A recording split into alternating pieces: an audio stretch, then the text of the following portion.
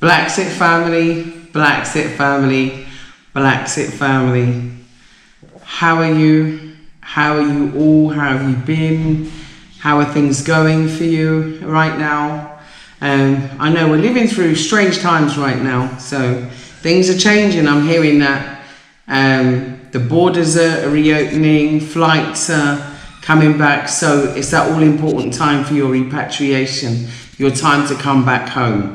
Now, I want to talk today about a subject that we touched on in December last year and November last year and the beginning of this year. And that is all about citizenship. There's been a lot happening in the background, and I've been meaning to give you an update about what's been happening. So I've actually been to the CRC and I've seen His Honourable Justice Jallow. And I also obtained a copy of the all-important report. Excuse this, I'm sorry, but some cabbage dropped on it, which is the report of the Constitutional Review Commission on the draft constitution for the Third Republic of the Gambia. Why is this important? It's important because, of course, we are appealing for automatic citizenship. And yes, we are mentioned in this document. So I want to give complete and utter thank you to all of the people that participated in the process of the CRC. There's a huge long list at the back of everybody that participated in the actual process here at the back. So I'll try and put the names in the actual credits of this program, because they were very important. They played a very important role in putting the whole Constitutional Review Commission together and taking it on the road and allowing people like me and others to have our say, particularly for us African descendants who were not born in the country, but we live in the country, we're residents here. And when I read the old constitution, we were obviously not included in it. Why? Because of old colonial laws.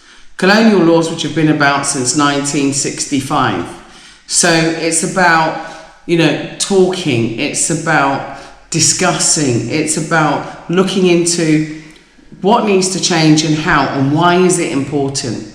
Well, firstly, I want to unpack what automatic citizenship is and the model that we are basically talking about. So I want to unpack it, and I have sent this document which talks about unpacking citizenship to several ministers and ambassadors, and we are in the process of also having discussions with the Minister of the Interior.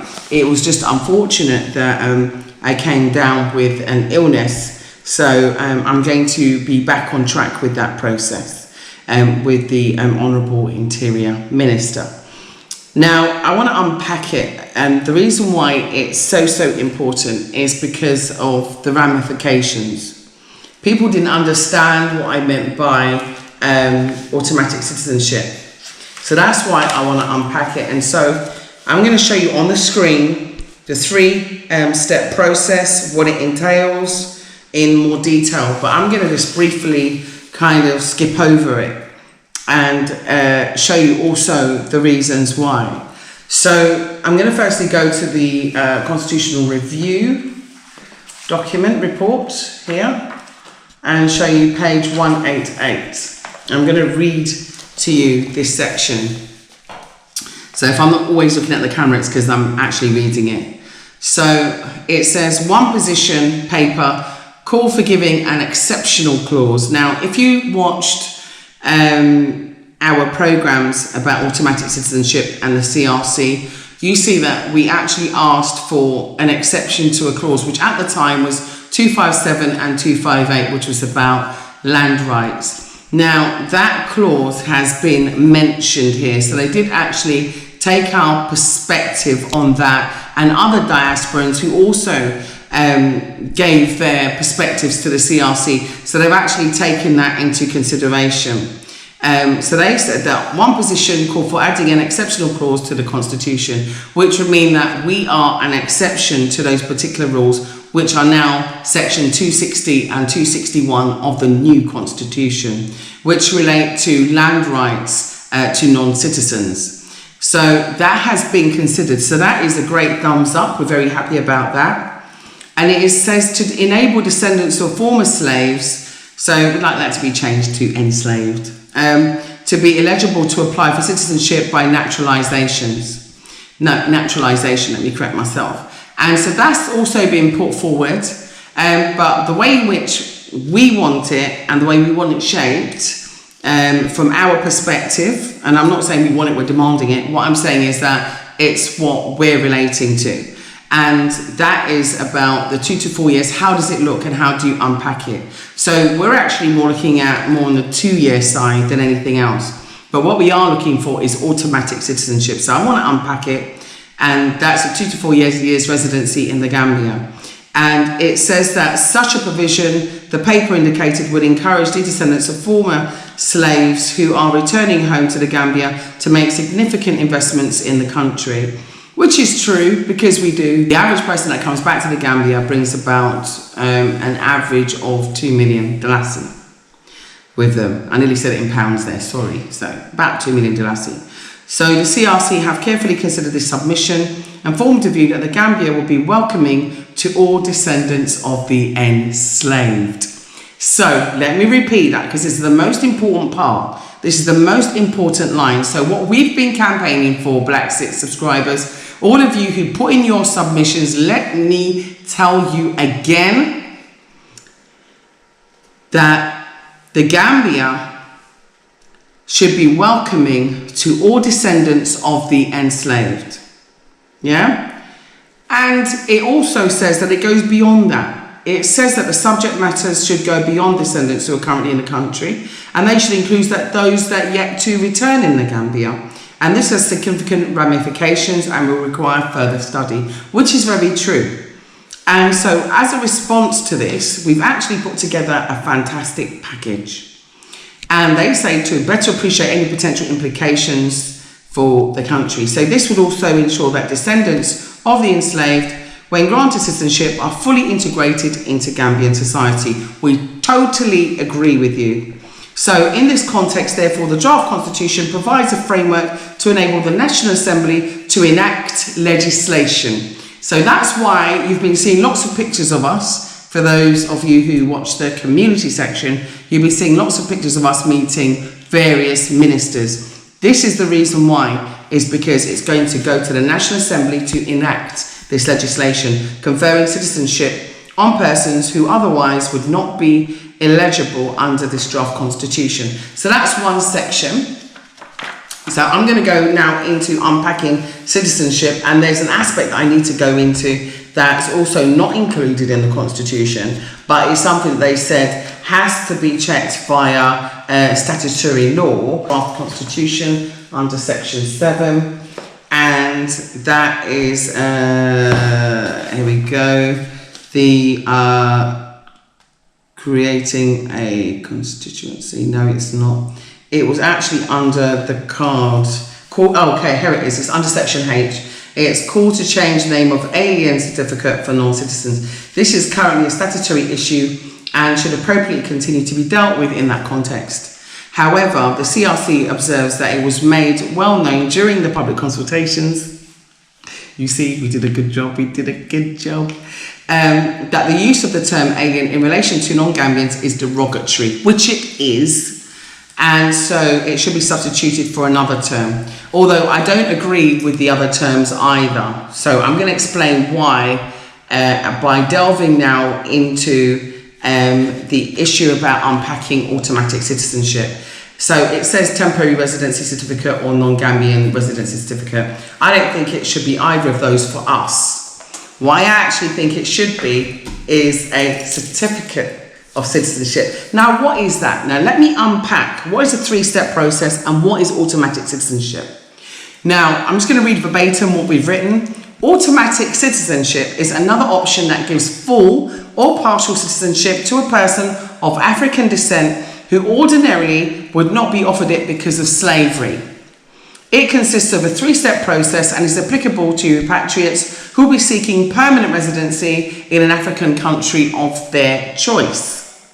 None of these changes are drastic or costly, and they are very simple changes that can have a massive impact on the continent and also aid the future growth of the African global community.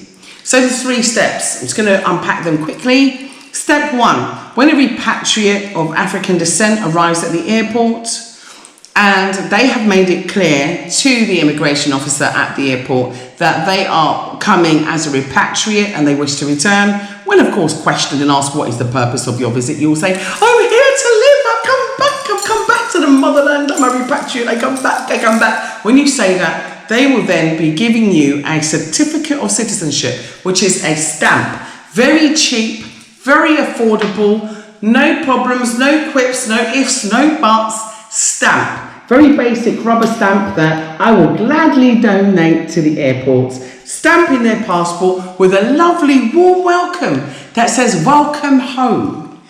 So this will enable people from the diaspora, people from outside of the continent who are coming back of African descent to be exempt from clause 260 and 261, which relates to property in the new modern constitution. And that's contained in the draft constitution, and also the exceptional clause of the constitution, which was stated in 188 of the report that I just mentioned to you. So that is why it's very important, because it also will relate to an expedited naturalisation.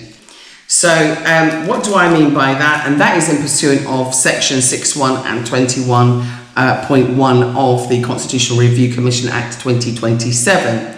Now, this certificate is a 2-part process, and a partial citizenship will give added security measures for all. Repatriates will also be governed by the laws of the country and also will be subject to the constitution, which is good all the way round for all of us. So step 2, when you're applying for your residency, your work and your business permits, we're appealing for the replacement of the alien card, which is obviously hostile to us, with a certificate of citizenship. It's that simple. So let's take away the non-Gambian, whatever. Let's just call it a certificate of citizenship. And no, it's not full citizenship, it's partial citizenship. Let me carry on. And the reason why is because obviously words matter and rejection hurts. So as a part of this process, there'll be a cultural and societal integration program. So this is where we come into partnership with what's been written in the commission, and we agree there should be an integration process. Another part of the process is the adoption of African descendants into host families, where there is a mutually beneficial arrangement where values, morals, mores and cultural society norms such as respect are embraced and learned. Also, skills are swapped and support is given to the host family, making it a mutually beneficial experience. Language courses will be engaged in by African descendants in order to have a good grasp of communication at a local level, thereby enabling a smoother transition into the country. So I'm reading because I'm going to be putting it on the screen as well, because I want to share this document with you, because obviously I want your feedback on this. So step 3 is that after 2 years of continuous residence here, and you've completed the language course, and of course you've integrated with a family, an application can be made for full citizenship. So this can be processed within 6 months, which will be a great time period we're suggesting, and a voluntary donation can be given to a development fund to assist the continued support for the host nation. And we say it's voluntary because I would hope that you would want to give something to help in the development of the nation that you are living in. So what does it mean?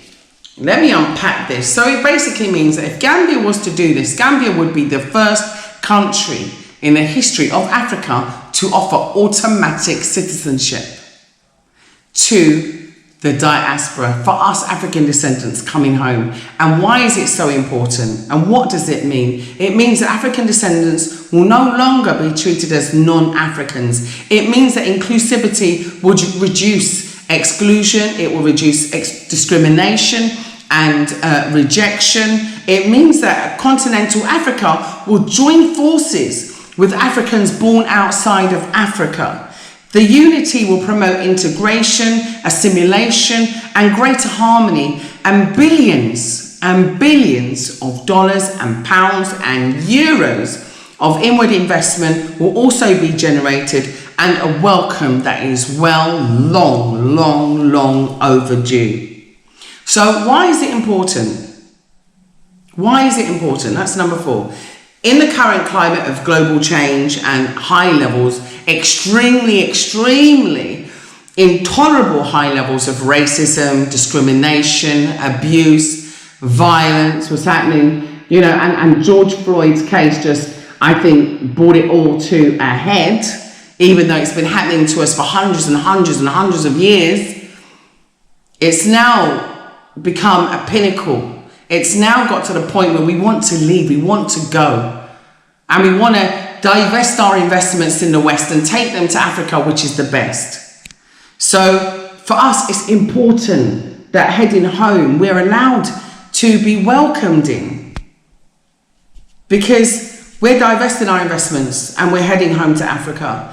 And this is the home of our forebears. This is our real home too. We were taken by force, not by choice. So next steps, what are we going to do? The next step is to share our proposals with the ministers of the National Assembly to support our submission. Very important, because this is going to the National Assembly. So we need your support. We need you also, all Gambians, to understand what we are asking for and to let us know what is going on in your mind. It's very important to let us know what your thoughts are. That's the reason why we're sharing this. So also, we want to do this, and our next steps are for the Gambian government. We want to provide clear instructions of what we need to do. So we need the Gambian government to provide us with clear instructions as to what's needed to legally file for this motion.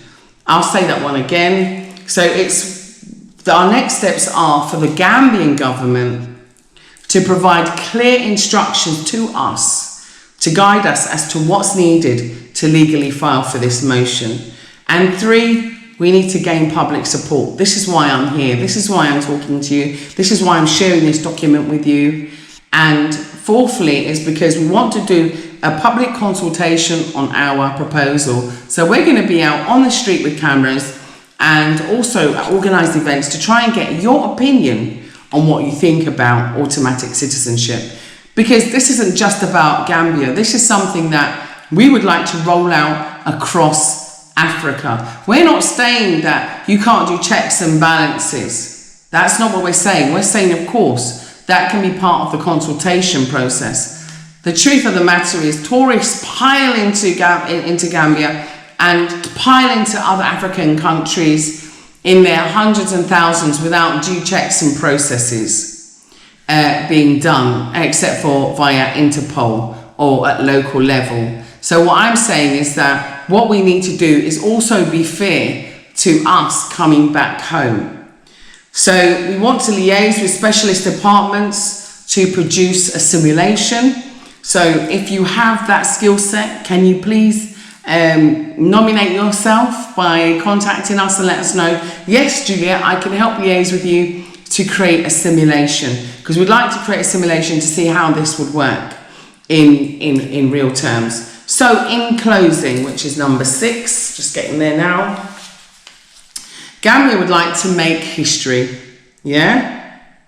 I think Gambia will make history. I'm being presumptuous here, and you can apologise my presumption. It's just that I have so much belief, I have so much faith, I have so much love here for Gambia and the beautiful smiling coast that I absolutely believe that they are going to make history.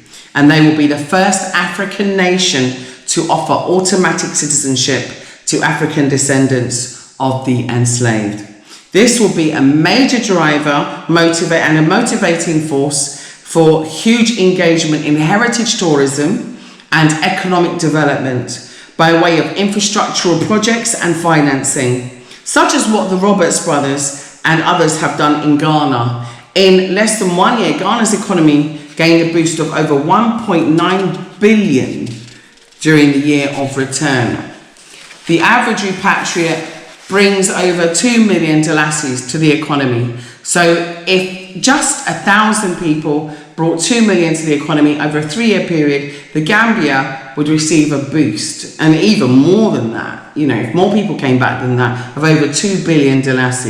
So there will be many employment opportunities created that are associated with repatriation, including construction, investment, education, investment in health, agriculture, agri-processing, and also food security measures. So if Gambia was to adopt a national holiday in recognition and remembrance of slavery and a commemorative repatriation program for African descendants, i.e. back to my roots, the Kunte Kinte year, fashioned on the same premise, we believe it would benefit the GDP of the Gambia as a whole and the benefit in capital gains and wealth accumulation by restoring what was taken by force back to their rightful home, because our ancestors were taken by force and we want to come back to our rightful home. There are only virtually benefits to be gained by this initiative, and the time is to act is now. Yes, I can see it clearly now. BlaXit, we are BlaXit to the motherland. Don't wanna be a slave in this your land. Tell them, say them can't touch we energy, can't touch we energy, just can't touch we energy. We are BlaXit to the motherland. Don't wanna be a slave in this your land. Tell them, say them can't touch we energy, can't touch we energy, just can't touch we energy. I say them lie to we and abuse we, but them cannot touch we soul. I see them heading over Africa for mine up all the gold. But the kings and queens are returning, so them better leave the town. Cause when it comes to revolution, we no take no hostage, no, nah. Don't let them tell you, say you don't have a choice. Head over to Africa and live a better life. Marcus Garvey don't say Africa, but Africans. So BlaXit and give yourself a chance. No, yeah. We are BlaXit to the motherland. Don't wanna be a slave in this your land. Tell them, say them can't touch we energy, can't touch we energy, just can't touch we energy. We are BlaXit to the motherland. Don't wanna be a slave in this your land. Tell them, say them can't touch we energy, can't touch we energy, just can't touch we energy. Can't live with them no matter how hard we try. They rob us of our history, now they coming for our lives. The truth they reveal before we eyes. Liberate yourself, African rise. Love yourself and make them know say that you're black without apology. Secure the black dollar and go build up your economy. Educate the youths and make them learn about the mystery. Give me a one-way ticket, make me go on me yard. We are BlaXit to the motherland. Don't wanna be a slave in this your land. Tell them, say them can't touch we energy, can't touch we energy, just can't touch we energy. We are BlaXit to the motherland. Don't wanna be a slave in this your land. Tell them, say them can't touch we energy, can't touch we energy, just can't touch we energy.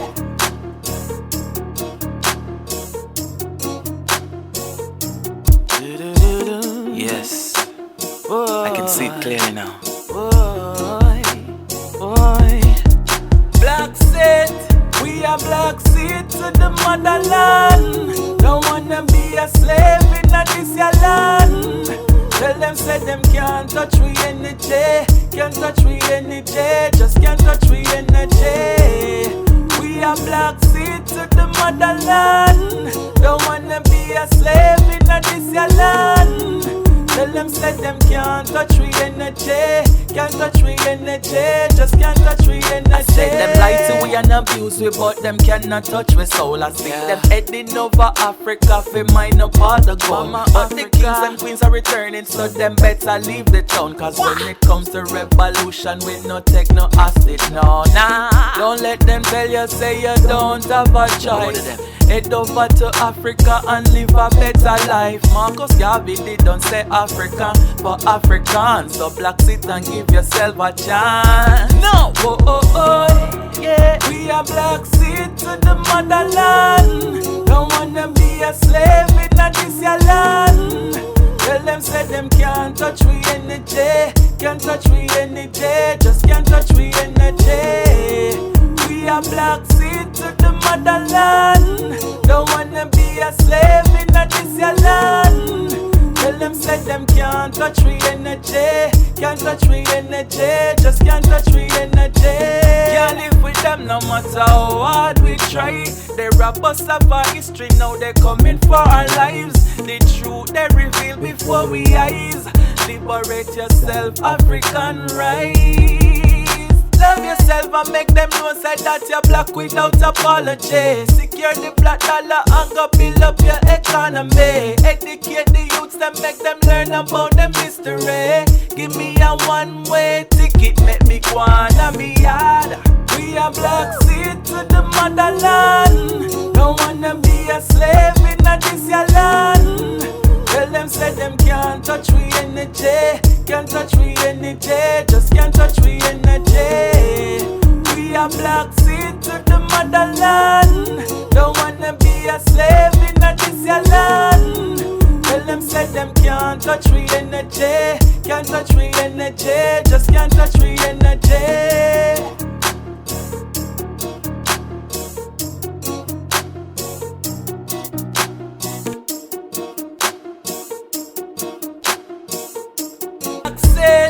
We are BlaXit to the motherland. Don't wanna be a slave in this your land. Tell them say them can't touch we energy, can't touch we energy, just can't touch we energy. We are BlaXit to the motherland. Don't wanna be a slave in this your land. Tell them say them can't touch we energy, can't touch we energy, just can't touch we energy. I say them lie to we and abuse we, but them cannot touch we soul. I see them heading over Africa for mine up all the gold. But the kings and queens are returning, so them better leave the town. Cause when it comes to revolution, we no take no hostage, no, nah. Don't let them tell you say you don't have a choice. Head over to Africa and live a better life. Marcus Garvey don't say Africa for Africans. So BlaXit and give yourself a chance. No, oh oh oh, yeah. We are BlaXit to the motherland. Don't wanna be a slave in this your land. Tell them say them can't touch we energy, can't touch we energy, just can't touch we energy. We are BlaXit to the motherland. Don't wanna be a slave in this your land. Tell them say them can't touch we energy, can't touch we energy, just can't touch we energy. Can't live with them no matter how hard we try. They rob us of our history, now they coming for our lives. The truth they reveal before we eyes. Liberate yourself, African rise. Love yourself and make them know say that you're black without apology. Secure the black dollar and go build up your economy. Educate the youths and make them learn about them history. Give me a one-way ticket, make me go on a me yard. We are BlaXit to the motherland. Don't wanna be a slave in this your land. Tell them say them can't touch we energy, can't touch we energy, just can't touch we energy. We are BlaXit to the motherland. Don't wanna be a slave in this your land. Tell them say them can't touch we energy, can't touch we energy, just can't touch we energy.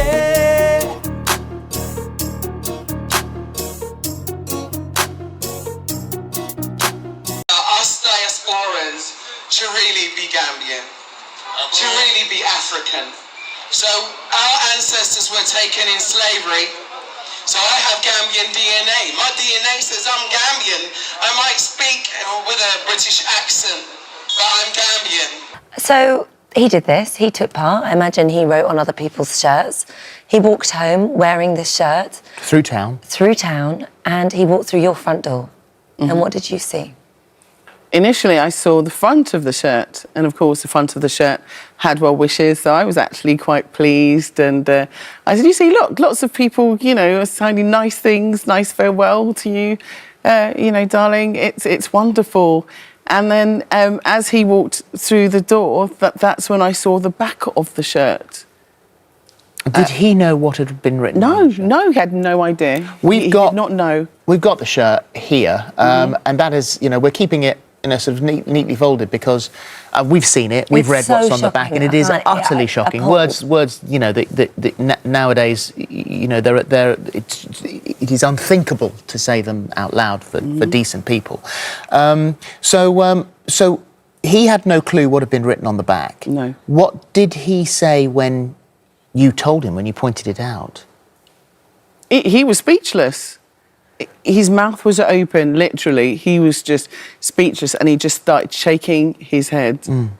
And he was just saying, you know, why would they do this to me? Yeah. Why would they, you know, why have they done this to me? Well, the principal, Neil Gallagher from Clacton County High School, has said, "I'm shocked and appalled that a student would have acted in such a manner. The school does not tolerate racism in any shape or form. The incident was immediately reported to the police. We'll conduct a full investigation. Staff are always available to speak to parents to discuss any concerns, and we have a dedicated, safeguarded team that will investigate issues brought to our attention." The Essex Police say we were contacted on Friday, June the 15th, with reports that a teenage boy from Clacton had been the victim of malicious communications. Our inquiries are ongoing. So, what would you like to see happen now? Because this is not an isolated case. You said you've done your research, you've seen the statistics, 88,000 instances of racial abuse at schools. So what would you like to see happen? I'd actually like to have a conversation with Theresa May as a victim of racism, because I think it has to be done from the perception of someone who's actually suffered racism all my life. I'm actually at the point of wanting to leave this country. I've really had enough. I want to speak to Theresa May. Even my cousin was with Prince William because of bullying, because of his bullying programme that he had. My little cousin was with Prince William, and he actually worked with him on the bullying campaign. So this has happened before, and so I would like for everybody in senior... I enjoy Africa more than England because all the things they were doing to me, they were calling me the N-word, and they called my papa the N-word. And we faced a lot of racism in England, so we had to come here. and they were about to enslave us again, so we just came back here, came back home to Africa. And we want to be welcome. Yes, and we want to be welcomed here, and be a part we should be a part of Africa and having good life and having good relationships and having happy birthdays in Africa. It's great that we all gathered here for this moment, you know, and obviously my wife is emotional because of what's happening. So I would like everyone here to just give her a round of applause for the work that she's been doing. She's been working tirelessly, you know, so that our voice will be heard. For me, I have a different story. I'm born in the Caribbean, you know, and I've seen what's going on here. I've seen it in the Caribbean, you know, and as I keep saying, our foreparents was taken away from these shows. So we're coming back to Africa, is our foreparents coming back. So I'm just asking the government just to consider, because really we shouldn't even be in this position today, because they had no right to rescind our citizenship, because our ancestors never gave it up. Right? It was never given up by our ancestors. And the crime that was committed here against our people by the West, by England and America, is a crime that's still unsolved. And the African government need to take this into consideration, and they need to go back and try and solve that murder crime. You know, that kidnap that was committed against us. Not to tell us coming back that we need to wait 15 years for citizenship, that we already have our citizenship through the color of our skin. We've been black, we've been taken from here, you know, and we should be coming back here with automatic citizenship. We are Kunta Kinte coming back. We're not coming back as Toby. We're coming back as Kunta Kinte. That's who we are coming back to Africa. You know, we shouldn't come back and make these laws to say, oh, you have to wait this time for citizenship. No, we shouldn't even have that. It should have been there for us. From the day we leave the shores of Africa, the doors of our citizenship should have remained open. I shouldn't even have to be here having this debate today. So I'm pleading with the African government just to see, and those who are making those constitutions, I want them to realize that their lineage could have been the one that born in the West. You know, we're all the same people. You know, it's our great-great-great-grandmother, grandfather that came from Africa, only 4 generations away. So how is the door shut for us and our citizenship? Anywhere in West Africa we want to go and settle down, we should do so. Because Africa itself failed to hold a record of those that was enslaved. You know, so how do we know where we come from? So that's why it's for us to come back. We should come back to any part of West Africa and settle without any implications. We don't have to be going to the same system as an Indian or Chinese or a white person. We are black people coming back home. The West had no right to come here and take us away, you know? And yeah, it's Africa. I don't think y'all have ever reached back out for us. So now we're coming back home on our own. We need your support. We shouldn't have to go through this today. You know, we're coming back to help the community. You know, since I was in the Caribbean, I never feel settled in the Caribbean. I was born on the island of Montserrat. Montserrat in 1995, the volcano became active. And that's why I ended up in England. But why? You know, you took us from Africa and take us to the Caribbean. That every year the Caribbean faced different natural disasters. You know, and the West haven't done nothing. If you look at the last one in Bahamas, what did they do? Look at the hurricane destroy the lives of thousands and thousands of black people. And what did the President of America do? Turn a boat back when they was going to America for refuge. Their ancestors took us there. You know, they took us there, and now they don't want us there. So now we're coming back to Africa, we're not going to be rejected, and our voice is going to be heard. You know, because we're coming home. Our ancestors never gave up their citizenship when they leave these shores in bondage. So you all should not tell us, but wait, no time for no citizenship. Because we are our ancestors coming back. The blood of our ancestors run through us. The same blood that run to the African run through us in the West. And I demand my citizenship. You know, I demand it. And many of us sitting here, they're singing the same song as me. You know, we're coming back home. We are Kunta Kinte, we're coming back. You know, the last time they take us and change our name, they want to call him Toby. You know, but we are Kunta Kinte. If we have to give up all those names they give us in the West, we will do so. You know, so we're coming home. And I want my brothers and sisters here know that when we come home, we're coming back home to put the best into Africa. We're not coming here to take like any other race. We're coming to bring back the resources that they stole from us, bring it back here. That's why we're here. I mean, for us, we employ how many Gambians? And everyone sitting here, they have a business. You know, and they employ Gambians. You know, we love the people. We love the culture. You know, we are the people. This is who we are. So anywhere in West Africa, we should be welcome without any issues. You know, and this government have to realize that. You should have never closed the door to us coming back. Because you know that one day we will be coming back. 400 years they took us away. The white man never shows any respect. Never shows any respect in the West. The news tell you that. You could see it. No respect they have ever shown us. So now we're coming back home, we need our brothers and sisters to respect us. Because we work very hard in the West to come back and share our wealth with our brothers and sisters here on the continent. Mention of the work, because we can't all do it by ourselves. We got to work together. And that's why I wanted to reach out and you know, talk with you and let people hear your story, because that is very important. Now, Julia, you know, I know you started off in the UK and you were there. And from what I've listened to, you know, in your videos and what you presented, you was doing, you know, you had a job and doing very well. But what made you say, you know what, I have to leave the UK and I want to try the continent? The racism in the UK is intolerable.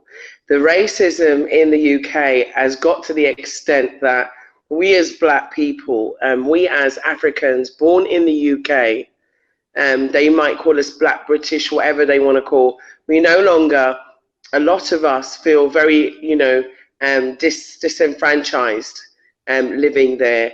And the conscious bias, the daily microaggressions, and the real hardcore racism and hostility that you face and your children face, which include, you know, violence against children. You know, even my other son, he had racial abuse, being called the N-word and goon and go back to the jungle was written on his shirt on his last leaving day at school. I just said, enough is enough is enough. You know, how much more are we going to take? They make us pay taxes up until 2015 to pay compensation to slave owners. Compensation, us, we should be excluded from this. And I don't want to pay taxes to the white man no more. I had enough. I've had enough. You know, we should be given our reparations. And so the only place I feel at peace and I feel, you know, at one with my people, and I don't have to wake up worrying about racism, is right here in Africa. It's right here. Since 1833, the Treasury actually had a loan, took out a loan. And this loan, say like at the time was for about 40 million, now it'll probably be for about 17 billion pounds. They actually paid this out in compensation in order to go through with what they called the abolition of slavery. So in order to do that, they demanded via Parliament a payout. And so this was compensation in loss for their property. We were obviously called property, and which of course we're not, we know this. And as a result of that, the Treasury has been paying back this loan.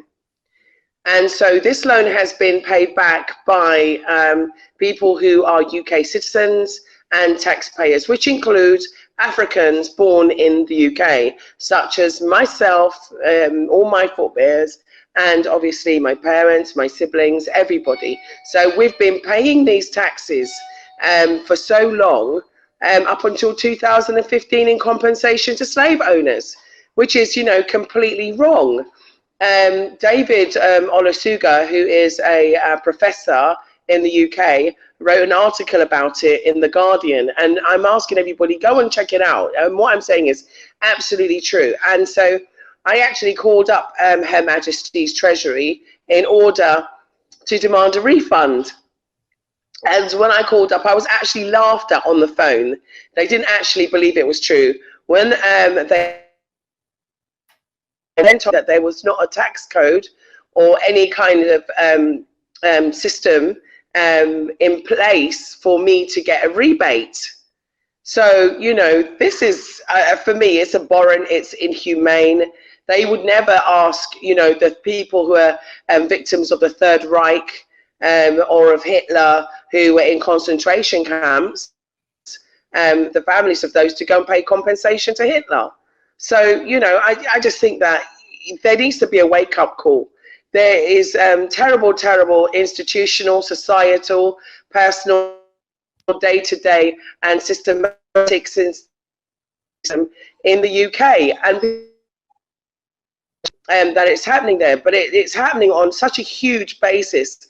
And in a way, I'm actually glad with all of the press coverage, with Meghan deciding to BlaXit or to leave, you know, the UK, because she's had enough, because it's just too much. And then, you know, every news item you watch, there's an apologetic trying to explain it, or trying to find words to justify it, or find other words to say, oh, it was not appropriate language, or, you know, it was just, no, it's just blatant racism. They're just racist, full stop. They are racist.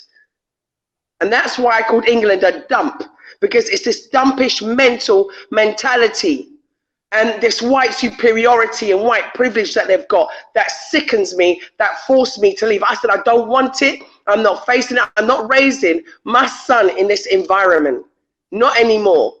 Not anymore. I owe it to him. He was hitting his face so hard by racists that his face swelled up, and I said he was in hospital. I said, no, we as black people, we as Africans, we have to take responsibility for affecting the change we need. Stop paying them our taxes, as opposed to in perpetuity as it has been up to today. Now, it is just a draft, and so it is up for review and maybe even referendum, who knows. But we have put in many subscriptions, and we've put in absolutely lots and lots of representations as well as actually going to the CRC and making live representations to all of the press. So we went on, you know, all of the TV stations, QTV, GRTS, Paradise TV have been very, very supportive. So, you know, Harona Drame of Paradise TV is really helpful in making those connections for us as well. And he was the person that put us in contact with the chief protocol. So in terms of Gambians on the ground and also those within the ministry, I must confess that I'm very pleased with the approach that they've made to us, and also the way in which they are looking into the issue.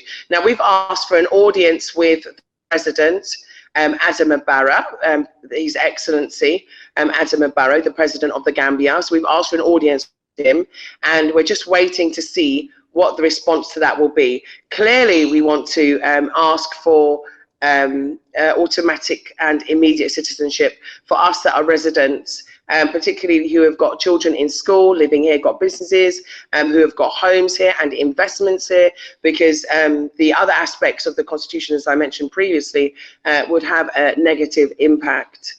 And so that's the reason why it's important, I think, for all countries, all African countries. There shouldn't even be borders, but you know, there are. So let's just, you know, the Berlin Conference, we can't undo that currently in the position that we are in, but I'm sure in the future it will happen. But we must insist on the door being opened for us diasporans as we're coming home. It currently exists that it's 15 years that we have to wait for naturalization and full citizenship. So, which I don't think is fair, and we shouldn't be treated the same as a white Swedish person, white German person. These are our oppressors.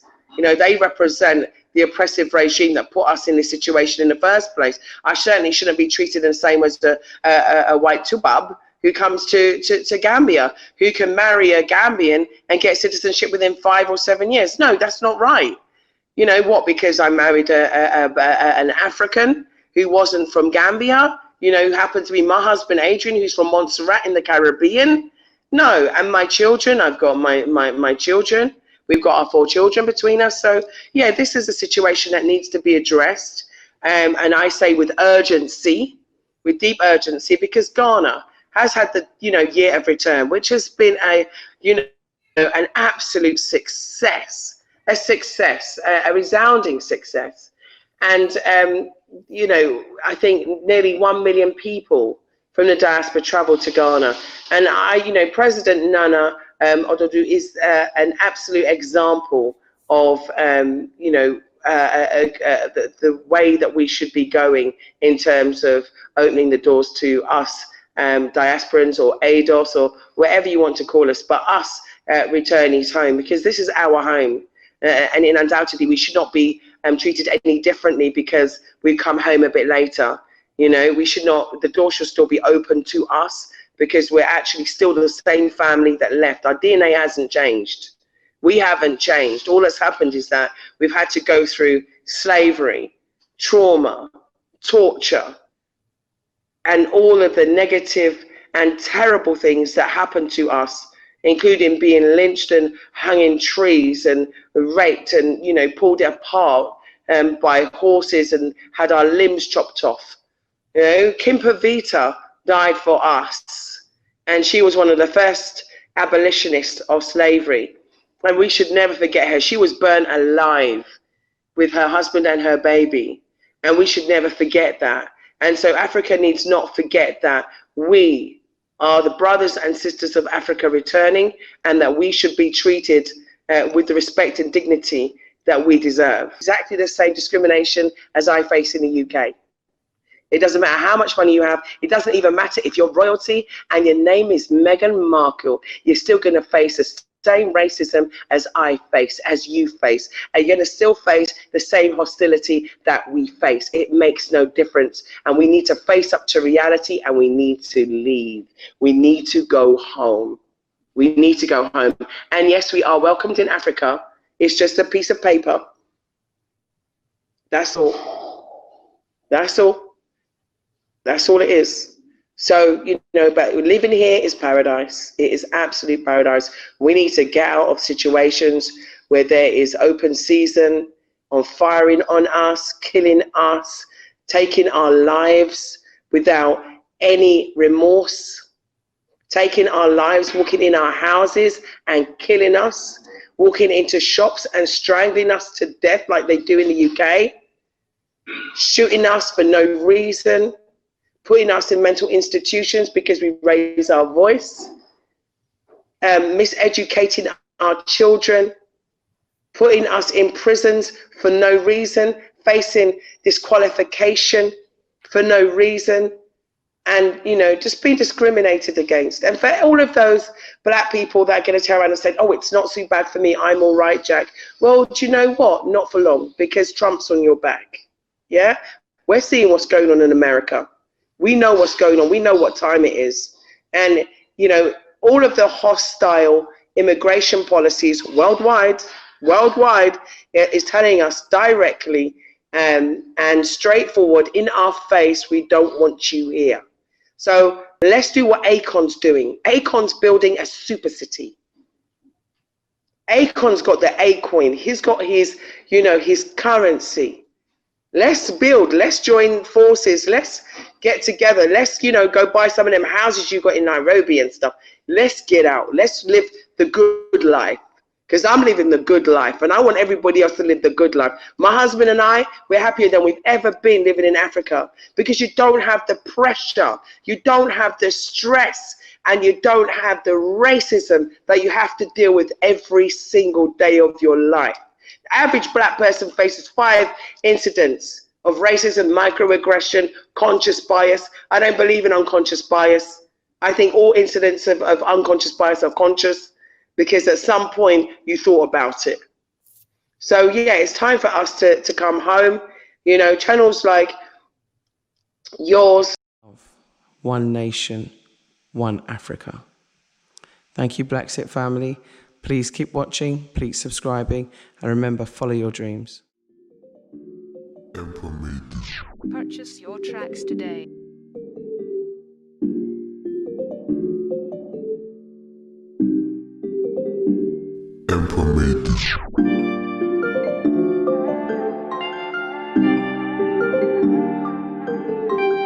Purchase your tracks today.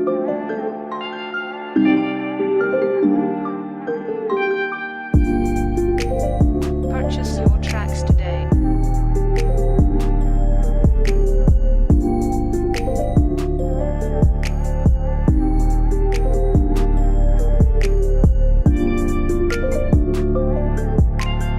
Purchase your tracks today.